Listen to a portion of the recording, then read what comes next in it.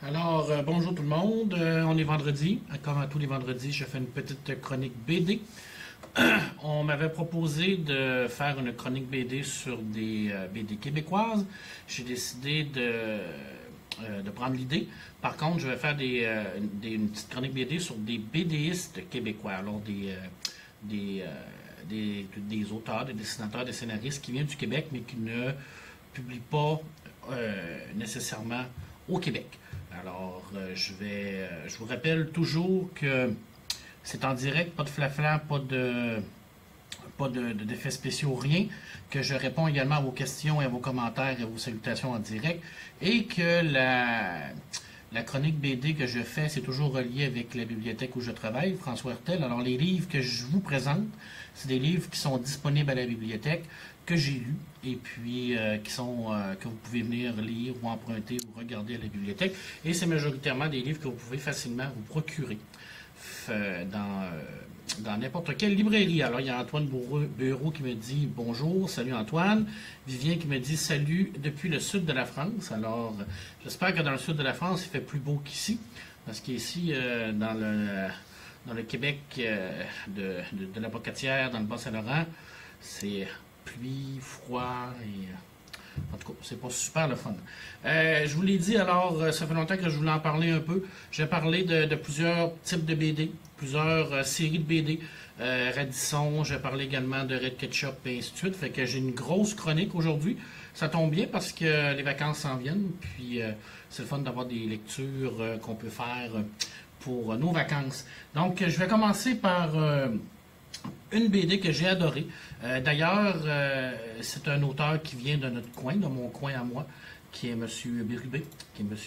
Jean-Sébastien Bérubé, qui est un gars de Rimouski. On sait qu'il a présentement sorti une merveilleuse BD qui est Comment je ne suis pas encore devenu moine, que je n'ai pas encore en main à la bibliothèque parce qu'il est manquant.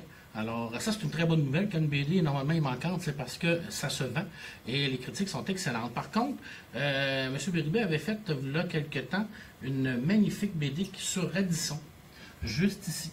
Alors, que j'ai sorti parce que ça me tentait de vous en parler. Alors, Radisson, c'est un personnage historique. La BD, c'est un style historique.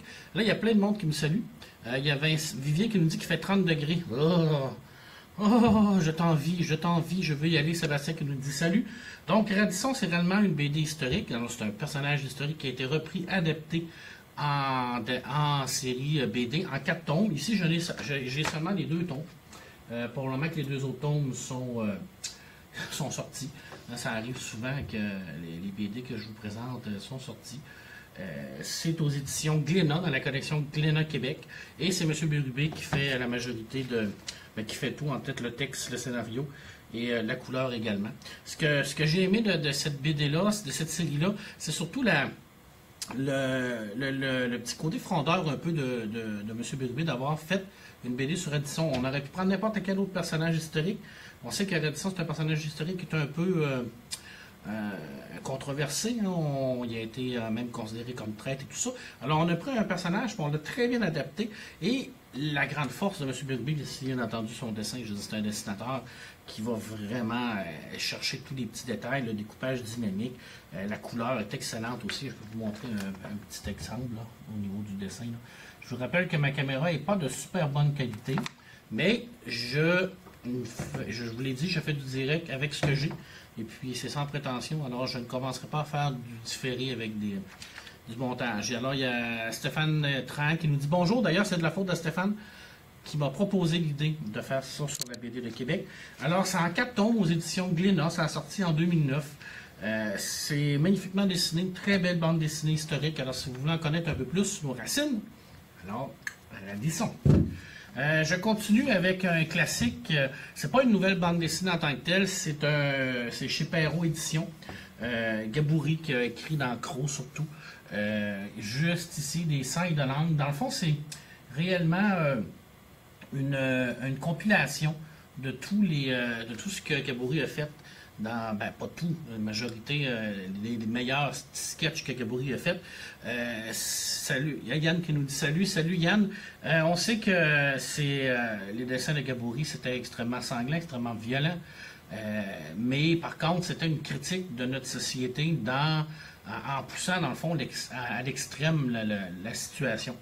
Et puis, dans ça, on a vraiment des planches de Crow dans le magazine Crow, le défunt magazine Crow, malheureusement. Puis, il nous présente vraiment, là, il nous fait réfléchir sur la société, mais on en a très loin. C'est sûr que c'est pas pour les enfants, je vous le répéterai. Il y a certains chroniqueurs qui pensent que la BD, c'est encore fait pour les enfants. C'est un style aussi qui est très épuré. On ne peut pas que c'est un style qui est plus comique strip. Juste ici, je vais vous montrer un peu de quoi ça avait l'air. Alors ça, moi, bien entendu, ça a bercé mon enfance parce que je lisais les Crocs quand j'étais jeune. Et puis, je trouvais que c'était vraiment, qu'il poussait vraiment loin. Puis c'est vraiment une double lecture. Quand tu le lis plus vieux, tu comprends vraiment toute la critique sociale qu'il y avait à l'intérieur de ça. Puis quand tu le lis plus jeune, ben ça te fait rire parce qu'il y a du sang, puis il y a un paquet d'affaires. C'est une belle compilation. Moi, je l'adore. Puis c'est vraiment très, très bien. Ça, je le garde pour plus tard. Guy Delisle. On connaît Guy Delisle pour tous ses merveilleuses BD de récits de ses voyages. C'est un BDiste extraordinaire, c'est un BDiste qui a du talent, c'est un BDiste qui est connu à grandeur de la planète. Red Ketchup était dans le Croc, oui, je vais en parler de Red Ketchup tout à l'heure, Sébastien. Par contre, Guy Delisle a fait 3 petits tomes qui s'appellent Le Guide du mauvais père, qui est juste ici. Alors, c'est publié aux éditions, attendez-moi un instant, aux éditions Déco dans la collection Shampoo. C'est une BD qui m'a beaucoup parlé parce que c'est réellement irrévérencieux. Ça je suis dans la file d'attente au barbecue, au poulet frit. Bonjour Marc-André. C'est très très épuré, on reconnaît le style de Guy. C'est super drôle. Moi, j'adore ça. Je trouve ça vraiment super drôle.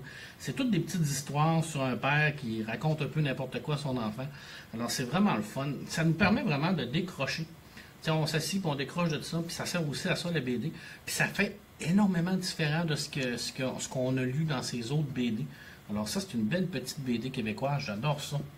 Un dessinateur que j'adore, que j'ai eu la chance de rencontrer ici au Cégep, qui est en train d'adapter dans une galaxie près de chez nous en BD, qui est Julien Paris-Sorel, qui en 2013 aux éditions Fronfoy, on sait que M. Sorel, Paris-Sorel, a travaillé beaucoup avec Fronfoy. Et puis, il a fait cette petite BD-là qui est Lettonie, juste ici. Lettonie, c'est réellement, c'est visuellement super beau. Une belle BD, c'est onirique. J'ai l'impression quand tu lis Lettonie, on a l'impression de rentrer dans la tête de Julien, puis on a l'impression de vivre un rêve, un de ses rêves. Il y a un petit côté horreur à l'intérieur aussi, parce qu'il y a des genres de créatures un peu horrifiques. Un petit côté Lovecraft, je ne sais pas si je me trompe, peut-être qu'il va me dire que je suis à côté de la traque. Ce ne sera pas la première fois que je suis à côté de la traque. Ce ne sera pas la dernière fois non plus. Le dessin, écoutez, je vais essayer de vous en trouver un, là. Une plaie, regardez ça ici, là. Je veux dire, c'est magnifique, là. C'est un grand dessinateur. C'est surtout un grand raconteur. C'est un improvisateur hors pair. J'ai eu la chance de le voir ici. Je sais qu'également, c'est un très bon pédagogue parce qu'il fait beaucoup d'animation auprès des écoles. C'est quelqu'un que la BD, il l'a en dedans de lui. Puis ça se sent. On le ressent dans cette BD-là. Je crois que c'est sa première BD qu'il a faite en tant que telle, une BD au complet. Et puis, j'adore ça. Je trouve que c'est une belle histoire. J'ai vraiment comme l'impression de rentrer dans sa tête. Très, très belle BD. Si vous avez quelque chose à lire aux éditions Fronfoy. Et là, ça, c'est toutes des BD ça, c'est une BD qui est publiée au Québec par Fronfoy, qui est probablement une des maisons d'édition qui publie le plus de BD de genre, qui a vraiment permis à certains BDistes d'exploser, de se faire connaître. Alors, c'est une super belle maison d'édition et c'est important de les encourager. Je reviens sur Croc. Tout à l'heure, je disais que c'était plate que Croc ait complètement disparu. Oui, parce qu'on le sait que Croc a terminé, malheureusement, sa publication. Et puis, il n'y en a pratiquement plus de revues en tant que telles, comme ça, d'humour ou de BD. Même en Europe, il n'y en a quasiment plus. Il reste Spirou qui est encore là, puis l'Enfeuse encore, mais la plupart ont disparu. Au Québec, on a Planche. D'ailleurs, on a été un des premiers à la bibliothèque à s'abonner à un abonnement institutionnel pour Planche, la revue. Je trouve que c'est extraordinaire ce que Planche font, de réussir à survivre dans un monde comme aujourd'hui, en publiant une magnifique revue sur la BD. Et c'est important. Je veux dire, c'est vachement important d'avoir ce genre de publication-là. Et malheureusement, c'est pas souvent connu ou partagé ou supporter. Alors, il y a Simon qui me dit salut Mister, salut Simon, Sébastien Safari aussi. Safari également, c'est terminé. Tu sais, Crow et Safari, toutes ces BD-là, puis je pars en Europe aussi là, avec Pilote, Tintin, Spirou, ça a permis à un paquet d'auteurs de partir là. Tu sais, c'est comme un genre de tremplin. Tu sais, on a le tremplin en musique, on en a plein de tremplins partout. Mais en BD, on avait ça. On avait. Et puis, on n'en a plus. Je trouve ça désolant. Puis, ça serait super le fun de pouvoir avoir ça. D'ailleurs, Julien, quand il est venu à mon BD Pop, il nous avait fait une super belle dédicace, juste ici. Alors, dédicace que je garde avec joie dans la collection de la bibliothèque. Alors, moi, j'ai pas de livres d'or à la bibliothèque, j'ai des BD en or. J'ai des BD qui sont dédicacés par des auteurs, alors pour moi, c'est un grand honneur. Un autre BDiste qui est venu pendant le BD-Époque, Caroline Brault, Hiver nucléaire, je pense que tout le monde a entendu parler de l'hiver nucléaire. Scénario, dessin, couleur, au front froid toujours, anticyclone. Ça, c'est le tome 1 parce que le tome 2, il est sorti. C'est vraiment un mélange. Ben, premièrement, c'est de la. Il y a un petit côté science-fiction à l'intérieur de tout ça. Il y a un petit côté aussi un peu sarcastique sur notre climat. Là. On rit vraiment du fait qu'on a un climat de merde là, au Québec là, et tout ça. Le personnage principal, Flavie, super bien dessiné, super bien amené, super bien développé. Ce qui est la grande force de Cam.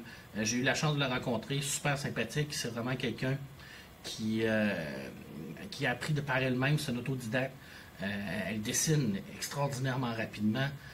Je veux dire, elle a vraiment comme ça dans la tête, là, ça vient tout seul. Son dessin, c'est très dynamique, très très belle. Je vais essayer de vous en montrer un peu. Là. Un très très beau dessin. Là.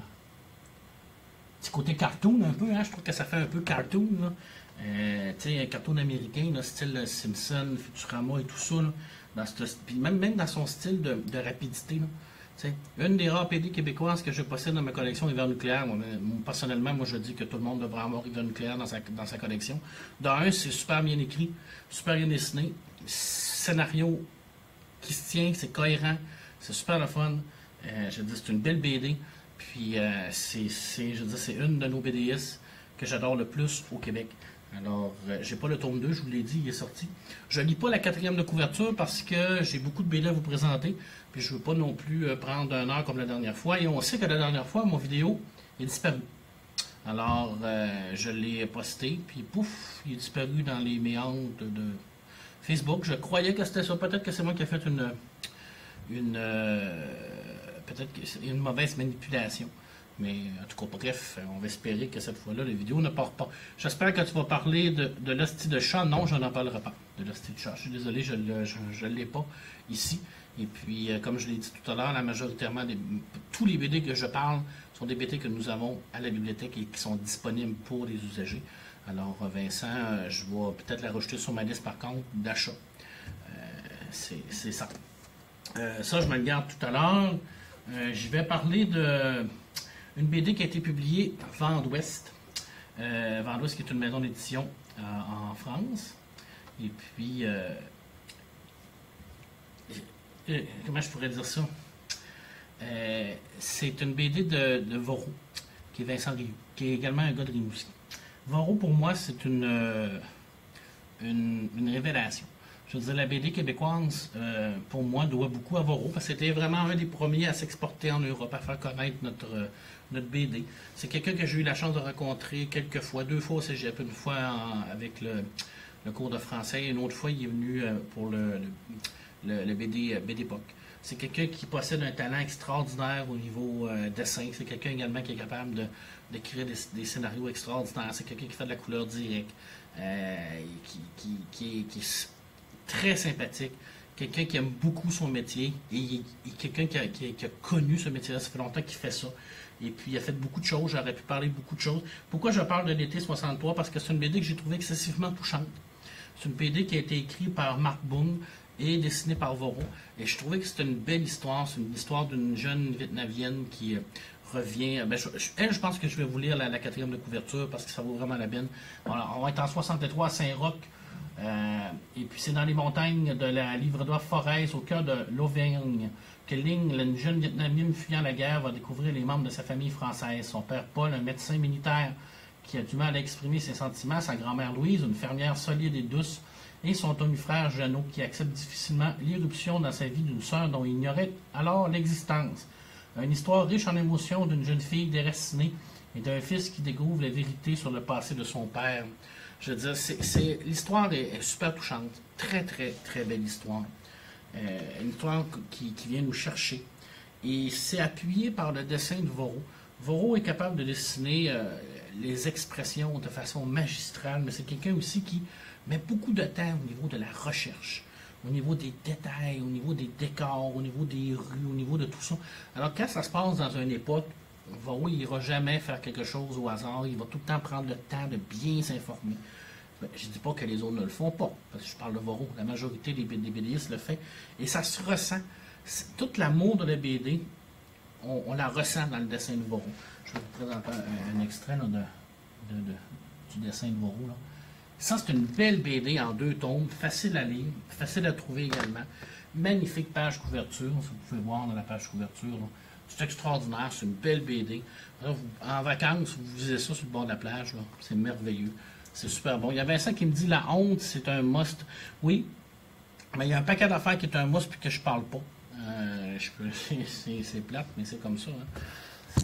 J'aimerais ça parler de plein de choses, mais je ne peux pas tous parler de tout. Alors Vincent, je prends ta suggestion en note, puis je vais commencer par l'acheter pour la bibliothèque et puis l'offrir. Ensuite de ça, ben, j'en parlerai.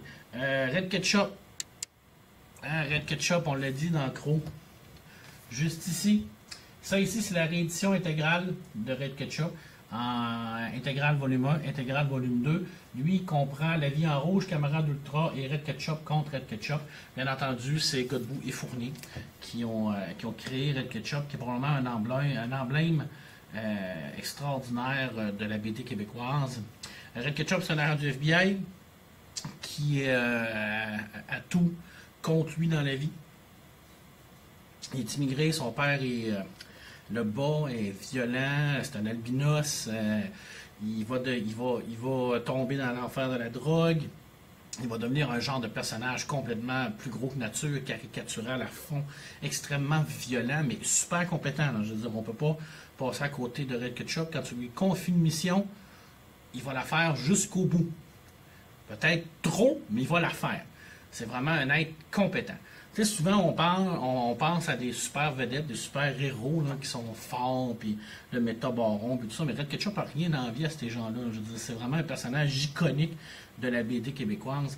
C'est hyper irrévérencieux, c'est violent. Bien sûr que c'est également une critique de notre société en tant que telle, parce qu'il y a des choses à l'intérieur de tout ça où ce que les auteurs vont vraiment amener leur petit grain de sel. C'est surtout super bien dessiné, un style extraordinaire. Le dessin de Godbout, c'est un dessin qu'on a connu, bien entendu, dans Crow avec Red Ketchup et Michel Risque. Mais c'est un dessin que moi j'adore. C'est vraiment une base de la BD québécoise. Puis je pense que ça s'exporte facilement. Je veux dire, tout le monde aime Red Ketchup. Et pourquoi pas un film? Je ne sais pas pourquoi on n'en fait pas un film ou une série. Je dis, ça serait merveilleux de pouvoir voir les aventures de Red Ketchup. C'est sûr que ça serait un 18 ans et plus pour le moment, parce que c'est quand même assez hard, là. Mais c'est super bien écrit. C'est vraiment un must. Et puis, j'adore ça. Moi, j'ai toujours été en amour avec Red Ketchup. Puis à chaque fois que j'ai la chance, il y a Vincent Vivien qui nous dit Red Ketchup, ça donne envie, oui. Je sais que ça, c'est aux éditions La Pastèque. Ça doit être disponible en Europe, Vivien.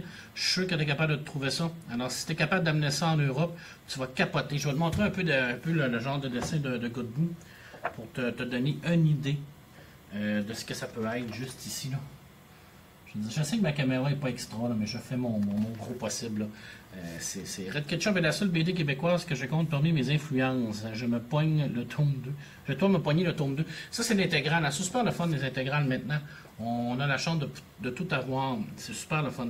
Far Out. J'en ai déjà parlé dans une chronique précédente. Là, on m'a demandé de parler de BD québécoise. Là, je l'ai vraiment dit à québécois, le québécoise. C'est vraiment mon accent du Saguenay qui est ressorti. Langevin Carpentier, qui ont fait Far Out. je suis complètement en amour avec cet univers-là. Il y a certains des gens qui me disent ben, le dessin est extraordinaire, le scénario est un peu moins solide. Là, je suis pas d'accord du tout. Je trouve que la symbiose entre les deux, entre Carpentier et Langevin, font en sorte que cette BD-là est pratiquement parfaite. Tout d'abord, ils ont réussi à créer un monde qui n'existait pas. Du cowboy, steampunk, western, science-fiction. Moi, j'avais jamais vu ça. Du steampunk, j'en ai vu, là, mais avec des robots dans un monde de Far West, j'avais jamais vu ça. Honnêtement, pour moi, c'était comme un must. Et je veux dire, c'est sûr que quand tu tombes là-dessus, tu vois ça, tu rouvres la BD, tu vois ça, tu fais comme oh, what the fuck? Qu'est-ce que c'est ça? Tu sais, je veux dire, si je trouve ça, j'en parle pour BD, dessiné, info. Hey, ça serait le fun, mais tu m'en donnes des nouvelles, Vivien, si tu le trouves. Puis si t'en parles, fais-moi le lien, j'aimerais ça le connaître. Puis si tu as la chance de trouver ça, là, ça, là, c'est vraiment sublime. Sublime, sublime, sublime. Olivier Carpentier, au Québec, c'est un dessinateur extraordinaire.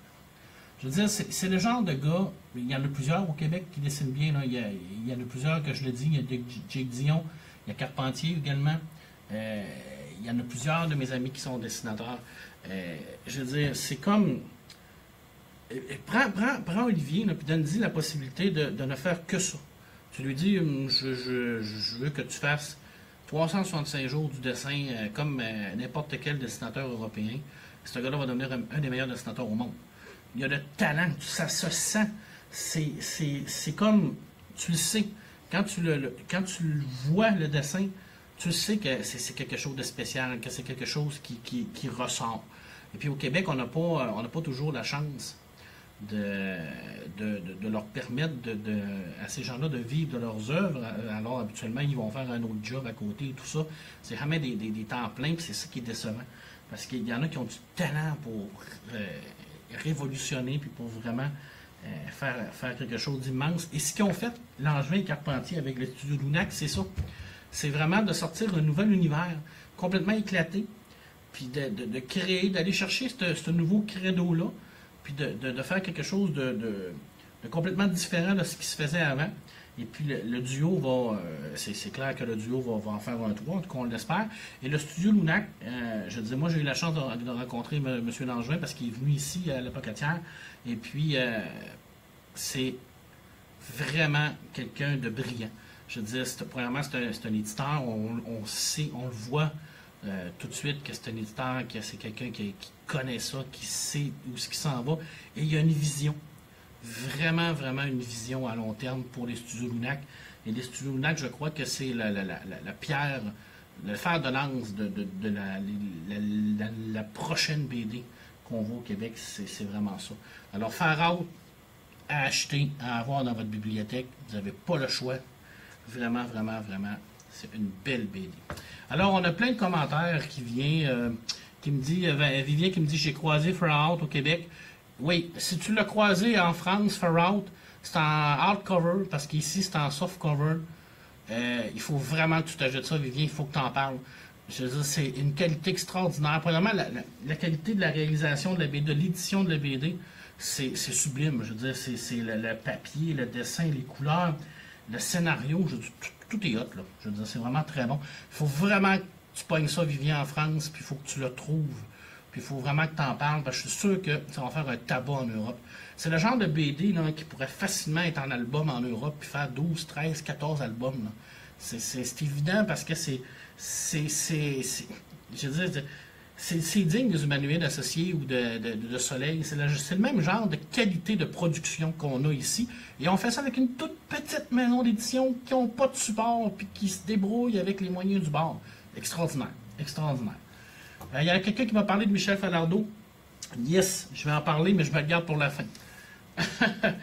J'ai un ami français hier qui me disait, on parlait de BD historique, il me disait, ah, moi, j'ai lu Murena, j'ai pas aimé ça. J'ai pas embarqué. Pour les gens qui se demandent c'est quoi Murena, c'est une BD historique, purement historique de Dufault et de Laby. Juste ici, nous, à la bibliothèque, on a la chance d'avoir les sublimes nouvelles, les couvertures de luxe. Les intégrales, tome 1, tome 2. Il y a du monde qui me disent des commentaires, excusez-moi. Côtier qui me dit merci Marc. Merci à toi, pas merci à moi, merci à toi Côtier de faire des BD, puis de tenir l'édition de la BD un peu sur tes épaules, pas seulement toi, là, mais t'en fais partie, tu es un pilier, alors merci à toi. Vivien qui nous dit je regarde ça, j'ai des 3 chroniques en cours, je vais finir et je vais me pencher sur Red Ketchup et Fire Out.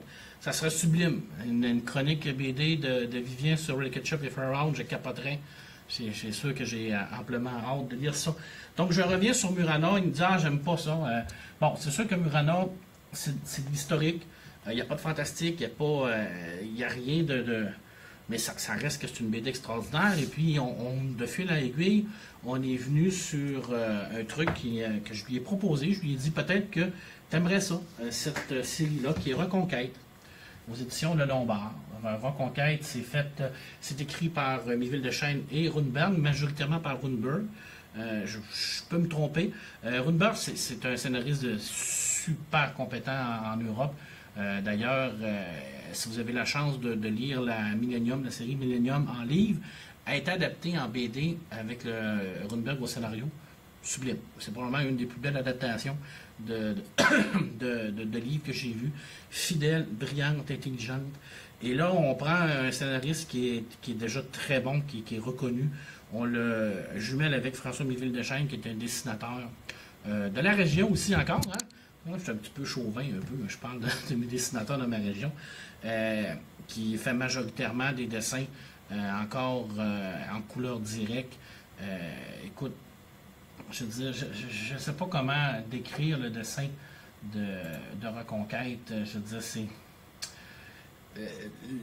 le coup de crayon de François Méville de Chêne, c'est extraordinaire. C'est comme, c'est comme la peinture. On a tout le temps l'impression de regarder une fresque. Premièrement, le découpage, c'est super dynamique, c'est super bien fait, c'est super rapide. On y va avec des détails extraordinaires, tous les décors, tous les détails, les petits détails sur les exemples. J'ai une page ici là, au niveau des éléphants et tout ça.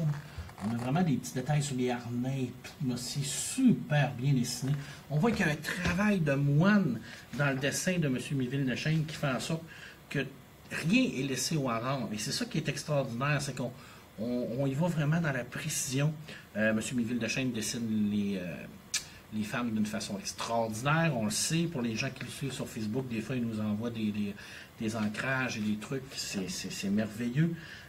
Cette BD-là, en 4 tomes, juste ici, et là, cette fois-là, je les ai. C'est vraiment mythologique. C'est historique un peu, fiction.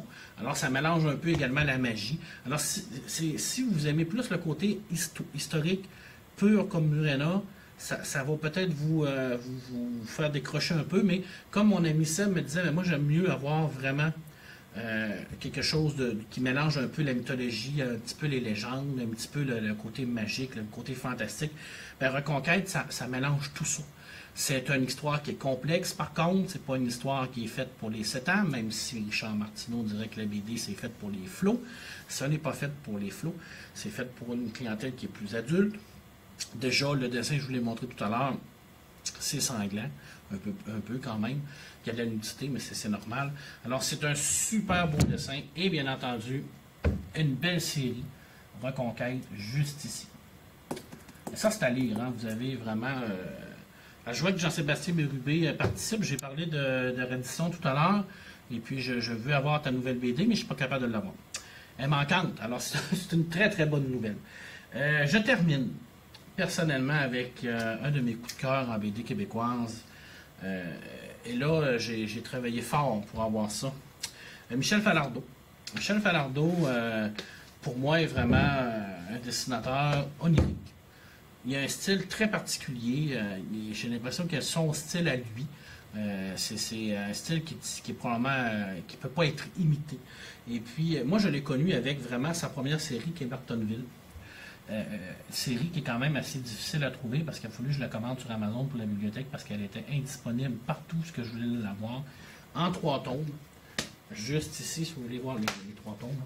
Et puis, ce qui est le fun dans Martonville, c'est qu'on voit réellement l'évolution du dessin de Michel qui part vraiment du tome 1 avec un dessin qui est plus épuré, plus basé sur les caractères.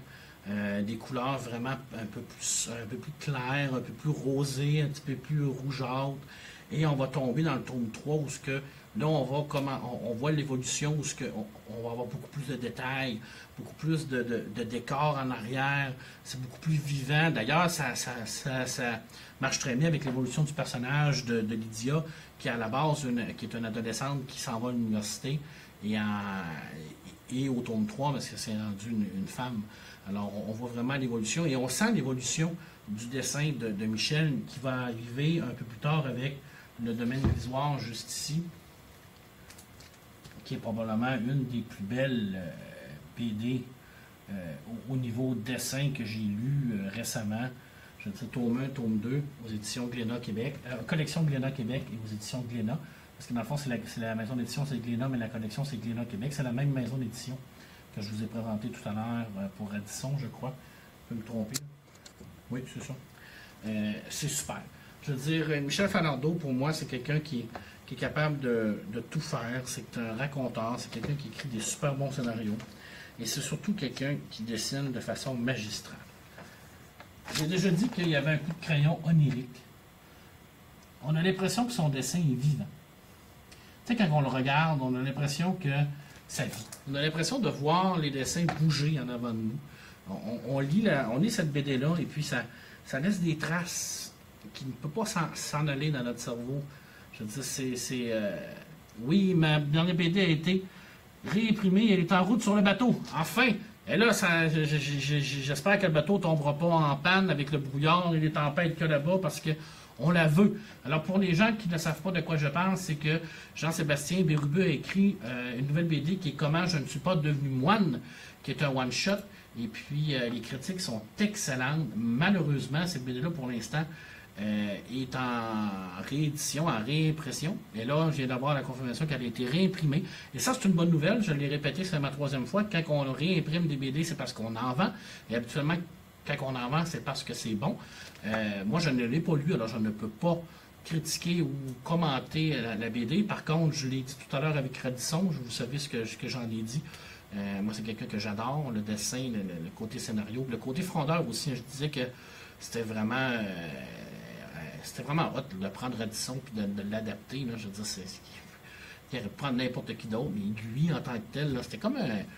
Tu sais, ça prenait un petit peu pas de courage, là, mais d'audace. Il y a Vincent qui me dit ma version a une superbe dédicace de la mort. Quelle version, Vincent? Pas du domaine glissoire. J'espère que tu me dis pas que tu as une dédicace de Michel Falardeau du domaine glissoire, parce que là, je serais réellement très, très, mais très jaloux.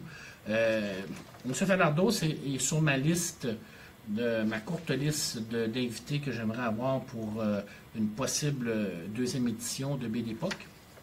Alors, j'espère que ça va se faire. On va travailler fort là-dessus. Peut-être que ça va être à un autre endroit, mais j'aimerais beaucoup ça faire une 2e édition. Alors, moi, je vais retomber sur Mertonville.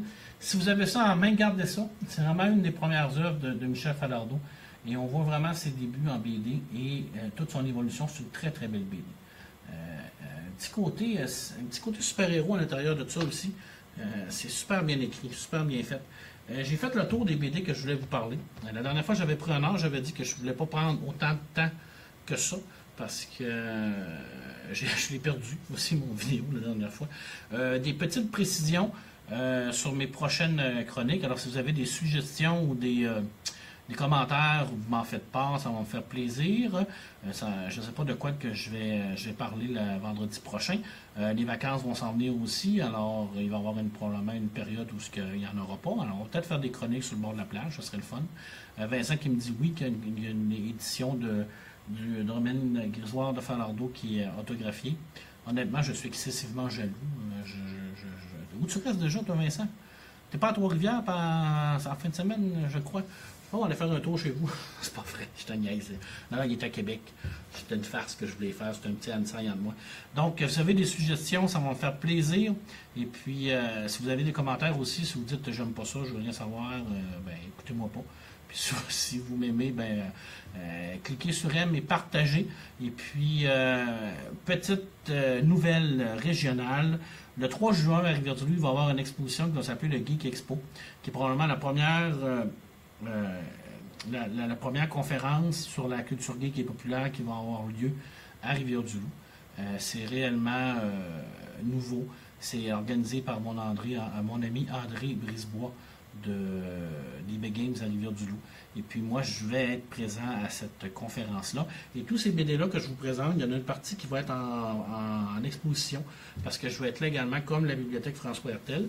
Et puis, je vais présenter une partie de ma collection BD. Alors, je vais avoir du québécois, je vais avoir de l'européen, je vais avoir aussi des comics américains en français, parce qu'on est une bibliothèque francophone. Alors, ça, c'est important de le préciser. Fait que vous avez la possibilité, les gens qui sont proches de Rivière-du-Loup, de venir nous voir. Ça va nous faire plaisir de vous recevoir. Mais moi, je vais être là. Ça va me faire plaisir de pouvoir parler avec vous. S'il y a des gens qui m'écoutent et qui disent ben, j'aimerais ça venir exposer mes affaires, mes BD, mes dessins et tout ça, vous avez encore la possibilité de le faire, communiquer avec moi. Par contre, ça va être bénévole parce que c'est notre première année, alors on n'a pas de sous et de budget, mais ça va nous faire plaisir de vous accueillir puis de vous héberger même si vous voulez. Alors ne vous gênez pas. Alors moi j'aimerais bien ça que Olivier Carpentier vienne à notre Geek Expo ou Gauthier Lien, mais je sais que c'est des gens qui viennent de loin, mais j'adorerais ça. Je ne dirais pas non, moi je suis prêt à vous héberger, pas vous nourrir, mais je ne peux pas vous payer malheureusement. Alors là-dessus, je vais vous souhaiter une bonne fin de semaine, une bonne BD. Alors pour les gens qui ne le savent pas, Alien Covenant est arrivé au cinéma. Alors allez-y, c'est le temps d'aller voir qu'est-ce que vous en pensez. D'ailleurs, j'ai fait une chronique écrite sur ma page sur les romans de Aliens et je vais faire une deuxième partie sur les BD de Aliens parce qu'il y a un univers excessivement riche autour d'Aliens qui est en BD surtout avec Dark Horse. Alors je vais en présenter quelques-unes. C'est pas évident parce qu'il y en a beaucoup et c'est surtout pas égal. Il y en a des très bonnes puis il y en a des très mauvaises. Puis c'est comme ça, là, mais qu'est-ce que vous voulez, ça c'est dans tout. Alors sur ça, je vais vous souhaiter une bonne BD. Si vous n'avez pas d'autres questions, si vous n'avez pas d'autres commentaires, je vous remercie de m'avoir écouté. Vous pouvez aimer et partager. Et puis à la prochaine, mes amis BDphiles.